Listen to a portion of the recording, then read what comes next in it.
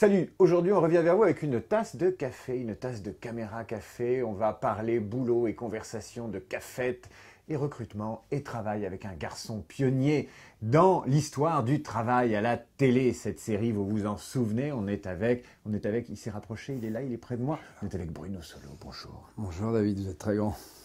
C'est impressionnant.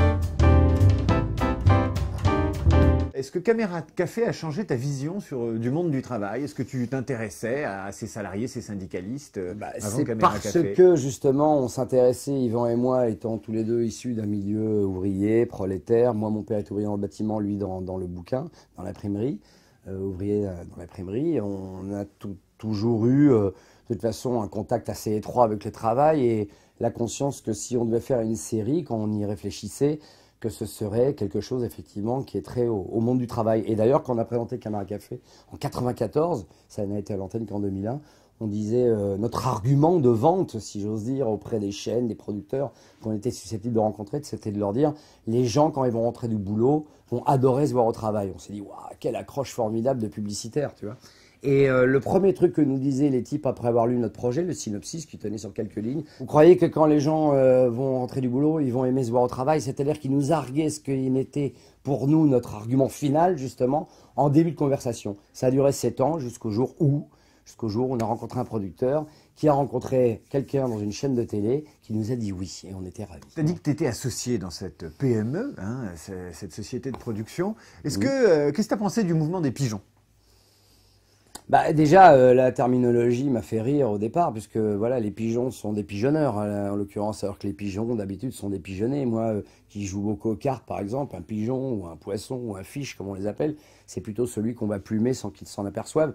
Et là, en l'occurrence, c'est les pigeons qui ont déplumé ce qu'il était bien emplumé. Et voilà, donc le mouvement des pigeons, voilà, c'est un mouvement qui ressemble bien à cette époque, un mouvement très années 80, tu vois, avec une sorte de retour à un quant à soi, voilà, je réussis tout seul. Et Un puis côté Bernard Tapie? Ouais, qui est assez inquiétant. Je pensais que ça avait disparu, mais quand je disais que la lutte des classes était loin d'avoir disparu, qu'on a tendance à la caricaturer, bien entendu, maintenant, tous les journalistes un petit peu réac, qui sont revenus beaucoup à la mode, et qui disent, bien entendu, que la presse est tenue par la gauche, jusqu'à preuve du contraire, le Figaro a quand même été au pouvoir pendant 5 ans, donc on peut pas dire que Étienne Moujotte, Éric Zemmour, Lévy, Brunet, tout ça soit des radicaux de gauche, quoi, c'est le moins qu'on puisse dire. Donc on vient de pas me raconter que effectivement aujourd'hui tout ça a disparu, qu'il n'y a plus de voilà, donc le retour de la droite, et même en ce moment avec cette gauche qui donc fait une politique de droite, la droite est installée pour longtemps. On disait au secours elle revient, mais là elle est surtout au secours, elle est là pour longtemps. Comment toi tu as représenté le DRH dans Caméra Café? À quoi il pouvait ressembler et quelles étaient les caractéristiques de la fonction? On voulait surtout pas être accusé de montrer dans Caméra Café, parce que bien entendu on avait cette tendance naturelle, légitime, Yvan et moi, à pencher du côté gauche. À pencher du côté gauche, mais on voulait quand même montrer que celui qui était censé représenter les valeurs de gauche dans l'entreprise, les valeurs de solidarité, de défense du salarié, était encore plus pourri que celui qui incarnait évidemment l'esprit autoritaire, la volonté de soumission de ses employés. Donc vous n'avez pas une vision manichéenne du DRH, vous l'avez sauvé un peu. On l'a sauvé par le biais de la caricature et de l'outrance, bien D'accord. entendu. Et il m'est même arrivé de faire un sketch, il nous est arrivé d'écrire un sketch qui est pour moi l'un des chefs-d'œuvre de Caméra Café, qui s'appelle d'ailleurs Le Chef-d'œuvre, où le DRH et moi, ayant enfin trouvé un accord social qui semblait aller à tout le monde, aux cadres comme aux salariés au plus bas de l'échelle, se rendaient compte qu'il n'allait plus pouvoir y avoir de conflit entre eux, et donc qui pleuraient sur leur lutte ancienne, et parce qu'ils savaient qu'il n'y aurait plus de lutte à venir, et qui convenait de faire un nouveau plan social qui à nouveau marque des différences très fortes entre les cadres. Pour sauver leur propre fonction. Pour sauver leur propre fonction et leur propre sûr. esprit de lutte. Donc je pense que c'est un de nos plus beaux sketchs, on l'appelait d'ailleurs le chef-d'œuvre, avec la modestie qui nous a toujours caractérisés. Il en faut. Est-ce qu'il y a un détail qui tue en entretien avec toi, dans la vie, quand on parle projet, dans un déjeuner d'affaires ou une réunion d'affaires? Ah oui, est-ce qu'il y a un truc qui te plaît pas? Oui, le fait de m'ennuyer. Il y a des gens qui ont cette faculté, quand ils te disent bonjour et qu'ils te racontent leur journée, de t'ennuyer profondément dès l'instant où ils ouvrent la bouche.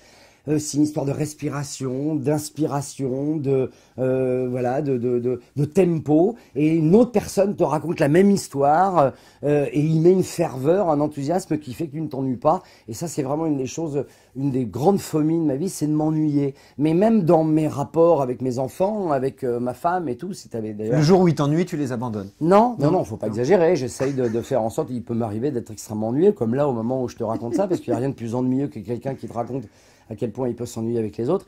Mais c'est vrai que quand j'ai rencontré mon épouse, par exemple, je lui ai dit c'est avec toi que je veux me disputer jusqu'à la fin de mes jours. C'est joli. Oui, mais ça me semblait surtout d'une grande honnêteté. Et ça pourrait marcher dans le recrutement? C'est avec vous que je veux me disputer jusqu'à la fin de notre entreprise? Alors c'est peut-être pas comme ça que j'aborde les gens parce que ça pourrait les effrayer, mais c'est quelque chose que je veux qu'ils sentent, qu'on puisse y avoir la même ferveur dans nos engueulades que dans nos embrassades. Et c'est important pour moi. Je pense qu'on peut avoir des belles disputes avec des gens de qualité. Enfin, une qualité qui correspond à mes critères. Parce qu'après, on est toujours le compte de quelqu'un.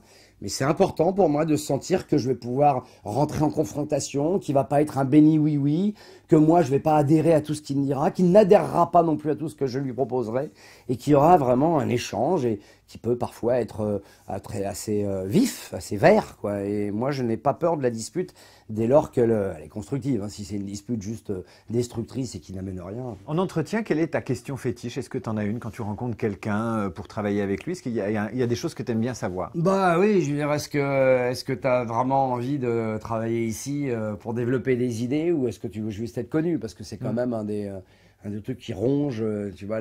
Dans le métier, c'est la reconnaissance, voilà, la notoriété. La notoriété qui est légitime, hein, mais c'est un doux accident, mais ça reste un accident de parcours. Quel est le défaut que tu n'as pas? Le défaut que je n'ai pas... c'est difficile, le défaut que je n'ai pas... C'est une question de con de recruteur. Oui, le défaut... Mais qui marche bien.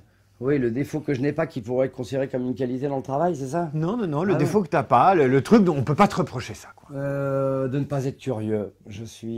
En fait, non, j'ai tous les défauts du monde, mais j'ai une qualité qui est la seule, à mon avis, qu'on puisse revendiquer à titre personnel, parce que dire je suis généreux, je suis gentil, je suis aimable et tout, c'est aux autres de le dire éventuellement, et puis ça peut apparaître comme une posture extrêmement prétentieuse. Il y a un truc que j'ai, ça j'en suis sûr, c'est que je suis curieux. D'accord. Et ça, c'est la qualité que je peux revendiquer. Et c'est une qualité que tu recherches chez les autres ou tu peux chercher une autre qualité? Absolument, non, la curiosité. Curieux cherche curieux. Quelqu'un est curieux, parce que c'est en étant curieux que de toute façon tu peux créer. C'est en étant à l'écoute du monde que tu peux sortir les idées les plus farfelues, comme les plus dramatiques, en tout cas les plus intenses. C'est en étant curieux du monde. Mais ne pas être curieux, c'est pour moi...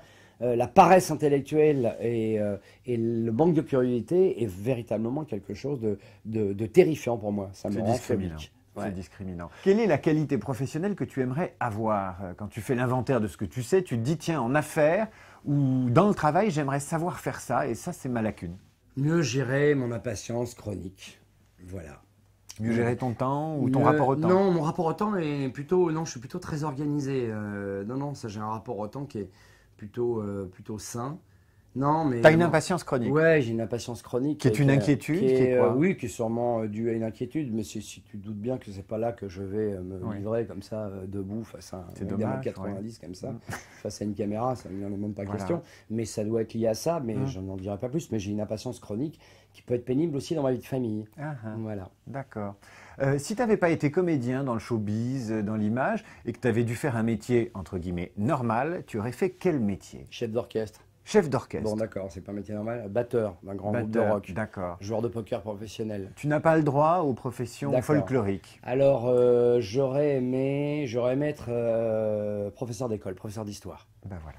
Ouais, sans aucun doute. D'ailleurs, c'est un professeur d'histoire qui m'a donné ma vocation. Mes parents, de manière diffuse comme ça, parce qu'ils aimaient le cinéma, ils allaient au théâtre, ils lisaient beaucoup, ils étaient curieux justement, et ça j'ai hérité de ça. Mais c'est un professeur d'histoire qui m'a fait découvrir un film qui s'appelle L'Ange exterminateur de Louise Buñuel, qui m'a dit tiens regarde le cinéma, ça peut aussi être ça.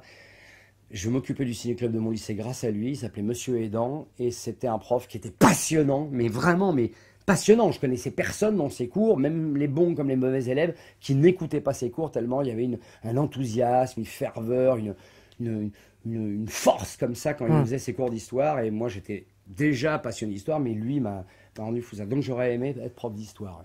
Je vais saluer le public Salut public de Dailymotion et de YouTube, tu peux faire pareil. Salut le public de l'Internet, de l'ordinateur. Et merci Bruno Solo. Ça m'a fait plaisir, David. Allez, mais salut. juste pour voir comment ça fait. Voilà. Ah ouais. Ah, ça va être bien, juste une fois dans ma vie. Toute ma vie, j'ai rêvé d'être plus grand qu'Abicaire.